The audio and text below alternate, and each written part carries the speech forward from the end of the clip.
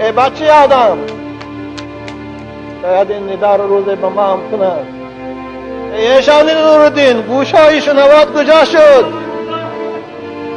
برای چی کت شدی چی در نمیفهمی؟ چو گیری اطراف فرزندات نمیفهمی؟ چشم بینایی تو کجا شد؟ چو کور شدی؟ زبان گویات کجا شد؟ چو خاموشی؟ چو خاموشی؟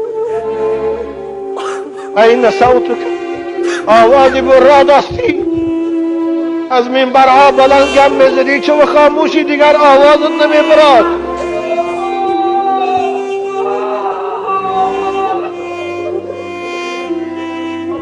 این صوتک الشجی ما اسکتک، این ریحک الطیب ما غیرک.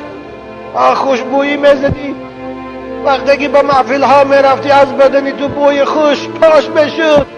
این بوی خوشت کجا شد؟ چو بدنت بدبوی شد؟ این سوالا رو ملائکه میکرد.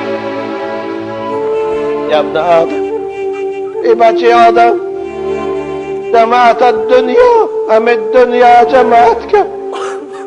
تو دنیا رو جمع کردی یا دنیا تو رو جمع کرده بود؟ ترکت الدنیا بالدنیا ترکت کرد. تو دنیا رو پرتافت رفتی یا دنیا تو رو پرتافت؟ استعددت للمنیه او المنیه عاجلت کرد. آمادگی برای مرگ دیدی؟ به پیشوازی مرگ خود تیار کردی یا مرگ ناگهان آمده بود دست خالی میروی؟ اوه، جلک های زیبا، سله های زیبا، کستان برک های $1000 و $10,000، اما کفن فراموش کردی.